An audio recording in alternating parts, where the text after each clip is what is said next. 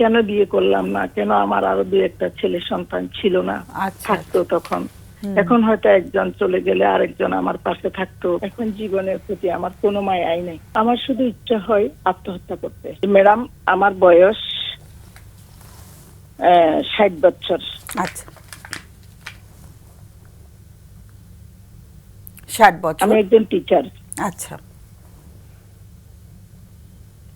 আমার বয়স যখন 22 বছর, তখন 1 বছর 11 মাস 4 দিন সংসার জীবন করি হুম, স্বামীর সাথে। ওই সময়ে আমার কঞ্জুরে আসে একটি ছেলে সন্তান। হুম, তারপর আমার স্বামী বিদেশ চলে যায়।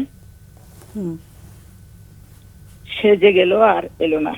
আচ্ছা, 24 বছর পর কফিনি করে ফিরে এলেন তিনি। আহা,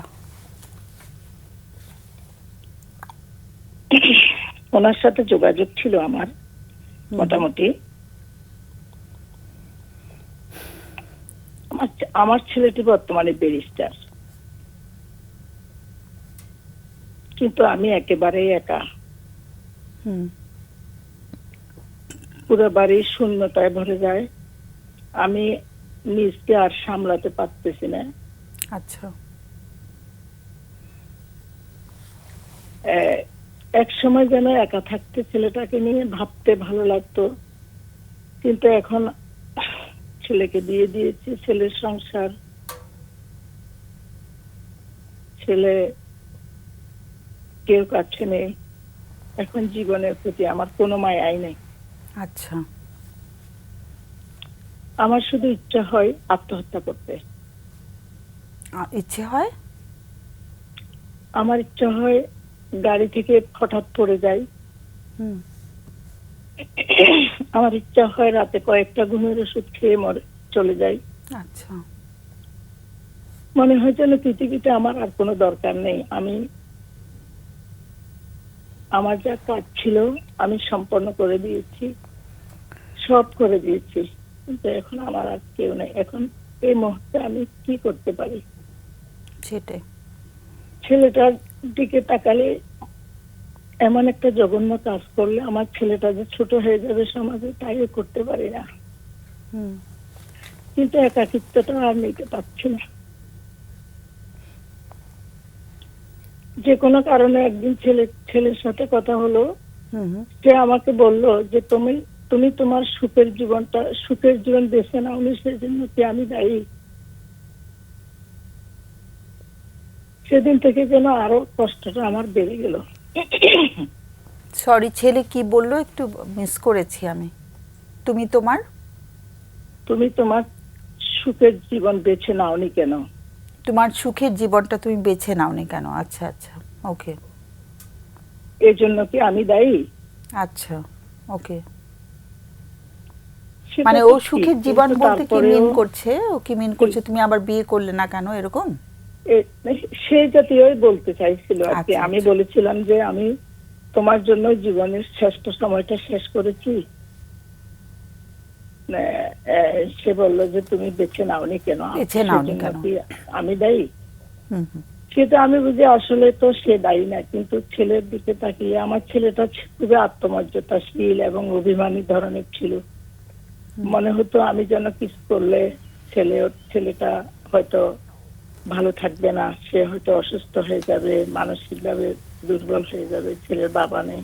হুম, তাই নিজের জন্য কিছুই করিনি ম্যাডাম। হুম, হুম, এখন কি করতে পারি?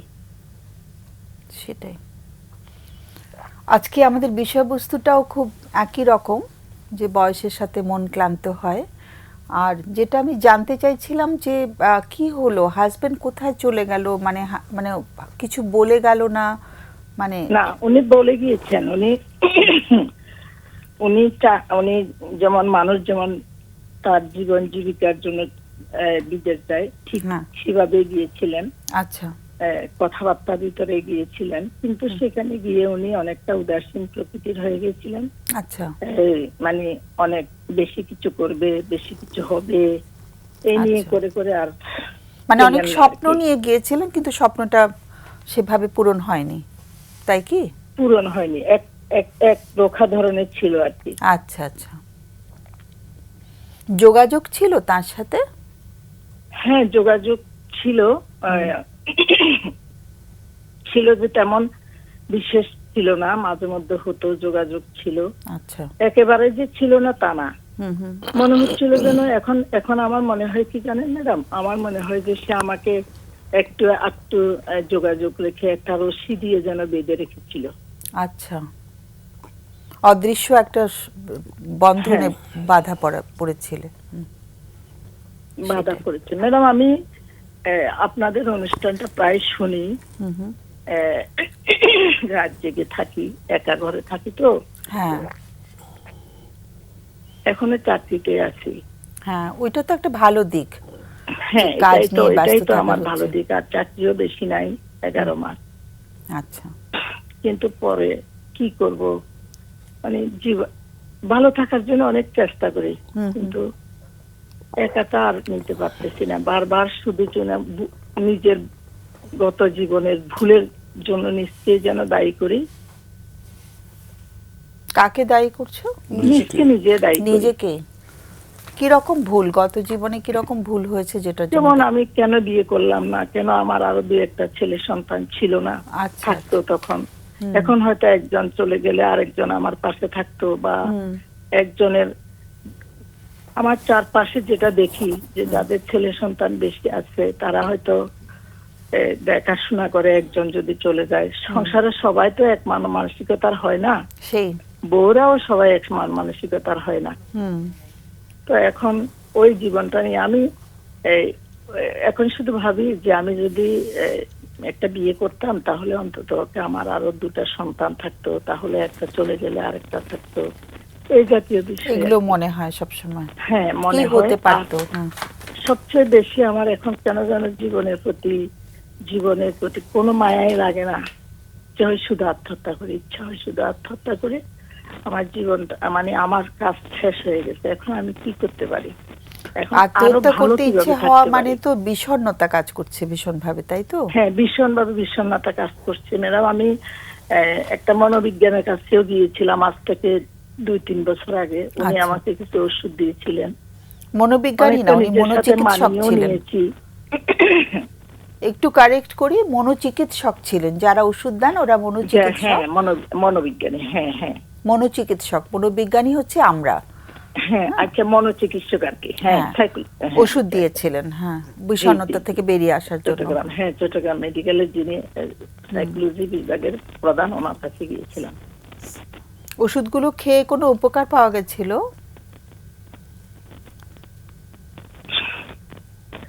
উপকার পাওয়া গিয়েছিল, মনে হয়েছিল যে একটু ক্লান্তি, মানে অবসাদটা একটু কম ছিল।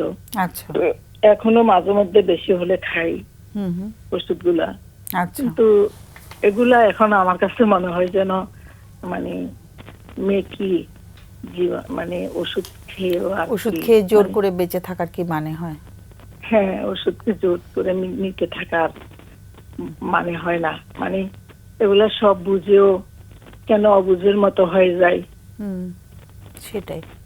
ছেলের কেন সাথে বুঝতে যোগাযোগ হচ্ছে, দেখা হচ্ছে, ছেলে আসা যাওয়া করে? ছেলে কি আলাদা থাকে? হ্যাঁ, হ্যাঁ, আমার ছেলেটা অনেক লক্ষ্মী, ছেলেটা ভালো, ছেলেটা আসলে তারও তেমন বিশেষ দোষ নেই। কি করবে, সংসার, বউ, সব মিলে।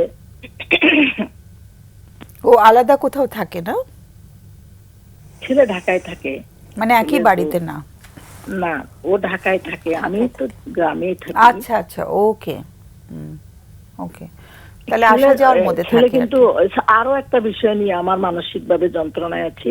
হুম। সেটা হচ্ছে যে ছেলে ঢাকায় থাকে, ছেলেকে বলি যে বউকে নিয়ে ঢাকায় চলে যাও, বউ থাকে চট্টগ্রামে তার বাবার বাড়ি, তারা দুজনের ভিতরে একটা দূরত্ব। ওহো। ছেলে চায় ছেলে মায়ের কাছে থাকুক বউ, কিন্তু বউ চায় শহরে থাকুক। এই নিয়ে ওদের ভিতরে দূরত্ব। কারণ দূরত্ব জীবনটা, স্বামী স্ত্রীর ভিতরে অমিলনের জীবনটা তো আমি দেখছি, এটা হ্যাঁ। কত কষ্টের। সেটাই। ছেলেটাকেও সেটাও বুঝাইতে পারে না, ছেলে ঢাকায় বাসাও নেয় না। এটা নিয়েও মানসিক ভাবে অনেক যন্ত্রণায় আছি। হ্যাঁ, সেটাই। কারণ আমার ছেলেটাও সুখে নাই। হুম, ছেলে ঢাকায়, মা দেশের বাড়িতে, আর বউ হচ্ছে চট্টগ্রামে। হ্যাঁ, তিনজন তিন জায়গাতে। 3 জায়গায় সংসার বলতে, যে সংসারের জন্য ম্যাডাম এত কিছু করলাম, সেটা তো সংসারটা তো পেলাম না আমি। সেটাই। একটু লাইনে থাকতে হবে। আমাদের আমাদের কাছে আজকে প্রশ্নটা কি, একটু প্রশ্নটা শুনে নি, তারপর আমাদের অতিথিরা একটু প্রশ্ন আমার করবে। আমার আমি এখন কি করতে পারি, আমি এখন কিভাবে ভালো থাকতে পারি? আচ্ছা, গুড, ভেরি গুড কোয়েশ্চেন। একটু লাইনে থাকতে হবে। মাহমুদ, কোনো প্রশ্ন থাকলে করো। আপনাদের কি সম্পর্ক ছিল না ছিল না এই হাজবেন্ডের সাথে? হাজবেন্ডের সাথে সম্পর্ক বলতে, আমার সংসার জীবন ছিল 1 বছর 11 মাস 4 দিন, মানে একসাথে ছিলাম আর কি। তারপরে 24 বছর পর্যন্ত তো উনি বিদেশে একটানা থেকে গেলেন, তারপর ওখানে হার্ট অ্যাটাক করে মারা গেলেন, ওখান থেকে লাশ আসলো, এই আর না, কি। তার মানে আপনাদের যোগাযোগ ছিল, সম্পর্ক ছিল? যোগাযোগ ছিল মোটামুটি। না, কিন্তু এই যে পাচ্ছিলেন না, এইটা মেটাবার জন্য কোনো ব্যবস্থা কি নিয়েছিলেন? অনেক চেষ্টা করেছি স্যার, অনেক চেষ্টা করেছি, উনি আসে নাই। উনি আসলে কেন, উনি কি কোনো জটিলতায় পড়েছিলেন, আসতে উনি পারেননি? জটিলতা বলতে এমন জটিলতা ছিল না যে উনি আসতে পারতেন না। উনি উনি আসতে পারতো, কিন্তু উনি অনেক বড় স্বপ্ন দেখতেন, অনেক ইয়া করতেন, এই জন্য আসে নাই। মানে এতই বড় স্বপ্ন যে আপনি বাদ পড়ে যান, এরকম? হ্যাঁ, এতই বড় স্বপ্ন যে শুধু আমি না, তার সে 2 মাসে রেখে যাওয়া ছেলেটাও বাদ বাচ্চাও পড়ে তো। গেছে। সেও বাদ। না ওনার নিজের তখন, পরিবারও তো ছিল। না তখন কি আপনি আপনার স্বপ্ন নিয়ে এগোতে চেষ্টা করেছিলেন? জি, আপনার কোনো স্বপ্ন ছিল? আমার স্বপ্ন কি ছিল? আমার স্বপ্ন তো তাকে ঘিরে ছিল, শেষে তো আমার ছেলেকে নিয়ে আমি স্বপ্ন না, দেখেছি। আপনি তাকে ঘিরে স্বপ্ন দেখছেন, কিন্তু সে তো আপনাকে ঘিরে দেখছিল না। তাহলে in the long run ultimately আপনাকে একা হয়ে যেতে হতো। এটা কি কেউ, আপনার বন্ধু কিংবা আত্মীয় স্বজন কেউ বলেনি আপনাকে? যে আমার ভাই বলেছিল, ভাইয়েরা বলেছিল, কিন্তু তখন আমার ছেলেটা মানে 8-10 বছরের বা 12 বছরের হয়ে গিয়েছে। তখন আমি শিক্ষক হয়ে গিয়েছি। আমার একটা আত্মমর্যাদা, আমার ছেলের দিকে তাকিয়ে মানে আমি কিছুই করতে পারিনি আর কি। মানে আত্মমর্যাদার কারণে আগাতে পারেননি? হ্যাঁ, আত্মমর্যাদা মানে আমি যদি কিছু করি, বিয়ে করি, বা আমার ভাইয়েরা বিয়ে দিতে চাইছিল, তাহলে আমার ছেলেটা তো কষ্ট পাবে, কেন আমার এই ভেবে করিনি আর কি। কষ্ট পাবে? এটা তো চেষ্টা করে দেখা হয়নি? ছেলের সাথে কথা বললে আচ্ছা, আমরা এই আলোচনাটা পরে করব। ব্যবস্থা প্রশ্ন আছে তো? নেওয়া যেত। না, প্রশ্ন এই, আপনি সেই সময় তো কোনোভাবে বিকল্প চিন্তা করেননি, এখন কি করতে চাচ্ছেন? না, এখন তো আমার বয়স 60 হয়ে গিয়েছে। হোক 60, এটা কি খুব বেশি হয়ে গেল? না, এখন তো আর কিছু করা যায় না। এখন কোনো কি প্রশ্ন করবো? নেই তো। এখন তো দা- করেও লাভ নাই। আচ্ছা, এইভাবে আপনি কি কোনো চিন্তা করেছেন আপনার নিজের জন্য, কি সম্ভব হোক 60, কিংবা কারোর সাথে কনসাল্ট করেছেন? না, আমি কারোর সাথে তেমন কনসাল্ট করিনি। আচ্ছা, তাহলে এমন কি এমন এমন আমার এই বয়স, এখন আর কি করতে পারি? তোমার প্রশ্ন না থাকলে ওকে, প্রশ্ন ঠিক আছে। আসলে দুটো বিষয় জানার আছে। আপনার হাজবেন্ড তো অনেক বছর পর আবার ফিরে আসলেন, মাঝখানে আপনার সাথে যোগাযোগও ছিল, কিন্তু আপনাকে কোনো ফিনান্সিয়াল সাপোর্ট বা আপনার বাচ্চার টেক কেয়ারের জন্য কোনো সাপোর্ট কি দিতেন, নাকি আসলে কিছুই করতেন না? এই ফিরে না, আসলেন না, উনি এটা তো কি? উনি তো বিদেশে মারা গেছে। হ্যাঁ, আমি সেটাই বলছি, মারা যাওয়ার পর তো ফিরে এসেছিলেন এই- 24 ফিরে বছর আসেনি, পর। হ্যাঁ, হ্যাঁ, body এসেছে। বডিতে এসেছিলেন, কিন্তু এই যে ইন বিটুইন টাইমটা, সেই সময়টা কি উনি আপনাকে কোনো ফিনান্সিয়াল সাপোর্ট দিয়েছেন বাচ্চাটাকে বড় করার জন্য, নাকি আপনাকে একাই আসলে পুরো স্ট্রাগলটা করতে হয়েছে? না, অনেকটা একাই করতে হয়েছে। কিছুটা দিয়েছে, প্রথমে দিয়েছে, কিছুটা দিয়েছে শুরুর দিকে। ওকে। আর এখন আপনি যেখানে আছেন সেখানে আশেপাশে কি আপনার চেনা জানা আত্মীয় স্বজন বা কেউ আছে, নাকি আসলে সবার থেকে আলাদা আপনি কোথাও থাকেন? না, আমি যেখানে আছি সেখানে এখন কেউ নাই, কারণ মা বাবা মারা গেছে, ভাইও মারা গেছে, একটা ভাই আছে। এখন আত্মীয়তা বলতে সবাই তেমন কাছে কিছু কেউ নাই, একটু দূরে আছে আর কি কিছু। মানে আমার আপনি কি আশেপাশে- কর্মক্ষেত্রের কাছাকাছি থাকেন, তাই তো? জি জি। আচ্ছা, এখান থেকে চাকরিটা শেষ হয়ে যাওয়ার পর আপনি বলছিলেন যে আর 11 মাস আপনার চাকরি আছে, তারপরে কোথায় যাওয়ার প্ল্যান আছে আপনার? সেটা নিয়ে ভাবছি কোথায় যাবো আমি। আচ্ছা, বাবার বাড়ির কাছাকাছি কি যাওয়া যায় ওখানে? না, বাবার বাড়িতে তো না, আমার নিজের বাড়ি আছে, আমার এই বাড়িটা আমার। আচ্ছা, ওকে, ঠিক আছে, ঠিক আছে। আমরা আলোচনা করব। অনেক অনেক ধন্যবাদ ফোন করার জন্য, এবং আমাদের সবার অনেক দোয়া এবং শুভকামনা, কেমন, এবং সহমর্মিতা প্রকাশ করছি সবাই আমরা একসাথে। অনেক ধন্যবাদ আবারও ফোন করার জন্য। আমরা আলোচনা করছি, আমাদের সঙ্গে থাকলে ভালো হয়। হ্যাঁ, তুমি বলতে চাও আগে? ওনার একটা সাইকোলজিক্যাল সাপোর্ট এবং সোশ্যাল সাপোর্ট গ্রুপ লাগবে। এখন সেটা কি বন্ধুত্ব হবে না বিয়ের সম্ভাবনাও এক্সপ্লোর করবে, সেটা সময় বলে দিবে। উনি এই যে একা সেটা উনি নাকচ করে দিয়েছেন। না, নাকচ করুন, অসুবিধা নাই, কিন্তু আপনার তো একটা মনের লোনলিনেসের ফলে যেই কষ্টটা, সেটা তো হচ্ছে। লোনলিনেসের ব্যাপারটা দূর করার উপায় হচ্ছে হয়তো সম্পর্কের ভিতরে থাকা। এখন সম্পর্ক নানা ধরনের হতে পারে, সেটা ওনার আত্মীয় স্বজনের মধ্যেও কেউ যদি ওনার প্রতি সাপোর্টিভ হয়, সেটাও এক সম্পর্ক। উনি যে ছেলেটাকে মানুষ করছে কিংবা সেও চলছে, ওর সাথে যোগাযোগ রাখাটাও একটা সম্পর্ক। আর আরেকটা সেটা সম্পর্ক তো আছে, ছেলের সাথে না তো যোগাযোগ আছে, আছে। তো যেটা নাই সেটার ব্যবস্থা করতে হবে, যেটা ওনাকে এই অভাবের মধ্যে ফেলে দিচ্ছে, লোনলিনেসে ভোগাচ্ছে। তো লোনলিনেসটাকে এক্সপ্লোর করা দরকার। এটা করতে গিয়ে উনি যদি ওনার কোনো ক্লোজ ফ্রেন্ড কিংবা ক্লোজ কোনো কাউন্সিলরের সাথে কথা বলে ডিসিশন নেওয়ার চেষ্টা করেন। এমনও তো হতে পারে উনি আগামীতে 100 বছর পূরণ করে থাকবেন তখনও, তাহলে লোনলিনেসের পিরিয়ডটা তো বেড়ে যাচ্ছে। উনি যে লাভ দিয়ে কি যেন গাড়ি থেকে পড়ে যাওয়া, ওষুধ খেয়ে ফেলা, এইটাকে একটা সলিউশন হিসাবে আসছে না কি হিসাবে আসছে, নাকি ফ্রাস্ট্রেশন রিয়াকশন হিসাবে আসছে? তো ফ্রাস্ট্রেশন ডিপ্রেশন হলে ওনার চিকিৎসাটা নেওয়া উচিত। চিকিৎসা নিয়ে চিকিৎসা, উনি তো ওষুধ খাচ্ছেন মাঝে মাঝে। না, ওষুধে তো এক ধরনের চিকিৎসা, কিন্তু মনোবিজ্ঞানীদের চিকিৎসাটা দরকার, সাইকোথেরাপির চিকিৎসাটা, যে ওনার মনের ভাবনাটাকে বিশ্লেষণ করে একটা বেটার লাইফ, বেটার ডিসিশনে আসা যায় কিনা। এমনকি উনি ভলান্টিয়ার কাজ করতে পারে, সোশ্যাল ওয়ার্ক করতে পারে, সেটাও এক ধরনের ইনভলভমেন্ট। তবে আজকের বিষয়ের সাথে মিল রেখে যে কোন বয়সে কোন যত্নটা দরকার, ওনার কেয়ারিং দরকার, কেয়ারিং পাওয়া দরকার। উনি যদি কাউকে কেয়ার করতে পারে, সেটাও এক ধরনের তৃপ্তি হবে। কিন্তু উনি কাজের মধ্যে ডুবে থাকবেন, আর সেটাও একমাত্র সমাধান না। উনি যদি ফাইন্যান্সিয়ালি সলভেন্ট হন, সেটা একটা পজিটিভ দিক, কিন্তু ওনার যে emotional support, social support, friendship support, এইগুলোর জন্য সময় দিতে হবে, কাজ করতে হবে। এবং এটা যে ওনার চাহিদা, ওনার যে দরকার, ওনার চাওয়ার অধিকার আছে, এইটাও স্বীকার করতে হবে। উনি যদি সেখানে না না আমার তো 60 হয়ে গেছে, আমার তো চাকরি শেষ হয়ে যাচ্ছে, চাকরি শেষ হলে আর একটা চাকরি শুরু করবে কিংবা আর একটা সোশ্যাল ওয়ার্ক শুরু করবে। বাচ্চাদেরকে ভালো লাগলে উনি বাচ্চাদেরকে সময় দিবেন, বাচ্চাদেরকে নিয়ে থাকবেন। অথবা এই যে আমাদের দেশে কত সেক্টর আছে, উনি কোনো একটা সেক্টরে অথবা ওনার এডুকেশন এক্সপের সাথে যায়, সেরকম কিছু তো যুক্ত হতে পারেন।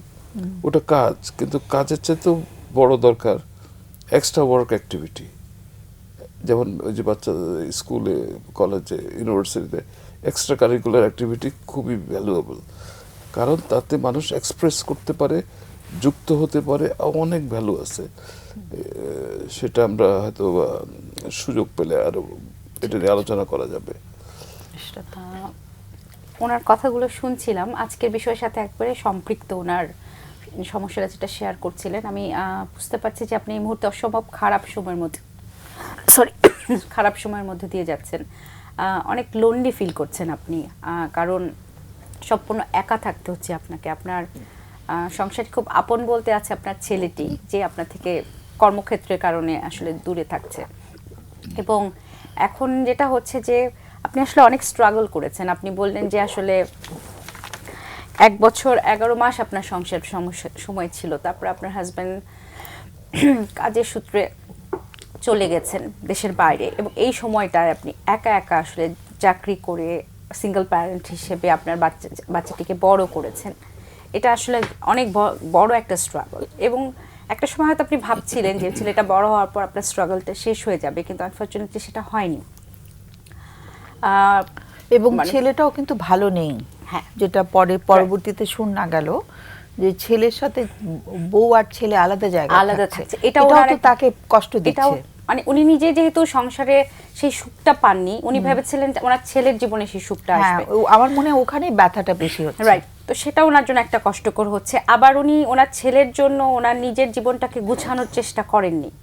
এখন যখন ছেলের কাছ থেকে আবার শুনছেন যে তুমি কেন গুছাও নাই, তো তখন ওটা ওনার জন্য অনেক পেইন, আরো একটা ডাবল কষ্ট হচ্ছে যে আমি যার জন্য এত স্যাক্রিফাইস করলাম, এত স্ট্রাগল করলাম, সেই আমাকে আসলে বুঝছে না। অ্যাটলিস্ট ছেলেটা যদি ওনাকে একটু বুঝতে পারতো, তাহলে সেটা ওনার জন্য অনেক ভালো লাগা একটা ক্রিয়েট করতো, কেউ একজন আছে যে আমাকে আসলে বুঝতে পারছে। কিন্তু আমি না একটা সেকেন্ড, আমি একটু তোমাকে ইন্টারাপ্ট করে বলি, আসলে ছেলেটাও তো ভালো থাকতে পারেনি। যে ভালো থাকে না সে কিন্তু আরেকজনের ভালো বুঝতে পারে না, সে বুঝতে পারে না তার নিজে। আমরা যদি ছেলের কাছ থেকে প্রত্যাশা করি যে ছেলে এখন মাকে ভালো রাখবে, কারণ তো ছেলেটাও তো কষ্টে বড় হয়েছে, কারণ তার যখন বয়স একেবারে কিছু বোঝার বয়স হয়নি তখন সে বাবা চলে গেলেন, তারপর সে জীবনে আর বাবাকে দেখলো না। এবং এই যে বড় হতে হতে তারও কিন্তু অনেক হতাশার শিকার হয়েছে সে। তো কাজে ছেলে কিভাবে মাকে সাপোর্ট দেবে, এবং মা যখন বলছে তোমার জন্য আমি সব কষ্ট করেছি, তখন কিন্তু ছেলের আবার ব্যথা লাগছে, তার আরেক রকম রিঅ্যাকশন হয়েছে। এবং যেটা হচ্ছে যে চাইল্ডহুডের কারণে হোক, তার রিয়েলিটি এখন বাস্তবতা, তার নিজের ম্যারিটাল লাইফে যে প্রবলেম হচ্ছে সে কারণে সে কিন্তু ভালো নেই। তো ভালো না থাকলে অন্যর পেইন গুলো কিন্তু রিসিভ করা যায় না, তো সেই কারণে সে মার পেইন গুলো রিসিভ করতে পারছেন, এটা আবার উনি নিতে পারছেন না। আবার একটা জিনিস, উনি এতদিন চাকরি করছেন আর একটা ব্যস্ততার সময় ছিল, কিন্তু এখন উনি ভাবছেন যে উনি রিটায়ার করতে যাচ্ছেন, আর 11 মাস সময় হয়তো হাতে আছে। এরপর আসলে উনি কি করবেন? মানে এই চাকরির ক্ষেত্রে তো একটা নির্দিষ্ট সময় পর্যন্ত উনি জব করছেন, তারপর একটা ধরনের সোশ্যালাইজেশন হচ্ছে কলিগদের সাথে, তারপর সো এই জায়গাগুলোই কিন্তু ওনাকে আসলে খারাপ একটা সিচুয়েশন নিয়ে আসে। যেটা আমি একটা কথা বলবো যে ওনার যে নিজেকে মনে হচ্ছে গিল্ট মনে হচ্ছে, আমি বলবো আসলে গিল্ট ফিল করার কিছু নাই, কারণ আপনি একটু সেবা নেবে কিনা এখন। হ্যাঁ নেবে, আপনি হচ্ছে যেটা হচ্ছে যে ওই সময়ের জন্য যেটা রাইট সেটা করেছেন। এখন আজকে যে আমরা আলোচনা করেছিলাম সেই জায়গাগুলো করেন। আর সাইকিয়াট্রিক মেডিকেশনটা খাচ্ছিলেন, ওটা মাঝে মাঝে খাই না করলে কিন্তু হবে না, ওটা আপনাকে নিয়মিত বেসিসে খেতে হবে। আবার ওনার কাছে একটু যান, গিয়ে ওনাকে আবার একটু দেখানোর পর যে মেডিকেশনটা উনি দেবেন এটা নিয়ম করে খান। এবং পাশাপাশি চিটগংয়ে কিন্তু কাউন্সেলিং সাপোর্ট আছে, সরকারি জায়গায় থাকে না, মানে চিটগং ডিভিশনের কাছাকাছি আছে, তো যেখানে আপনি থাকেন ওটার কাছাকাছি কিন্তু কাউন্সেলিং সাপোর্ট আছে। তো আপনি একটু চেষ্টা করলে কাউন্সেলিং সাপোর্টটা নিতে পারেন। এখন কিন্তু সরাসরি গিয়ে কাউন্সেলিং করতে হয় তা না, এখন কিন্তু ফোনেও কাউন্সেলিং নেওয়া যায়, তো সেটা আপনাকে আসলে হেল্প করবে। এবং ইমিডিয়েটলি আসলে একটু যদি সাইকিয়াট্রিস্ট কনসাল্ট করেন সেটা ভালো আপনার জন্য।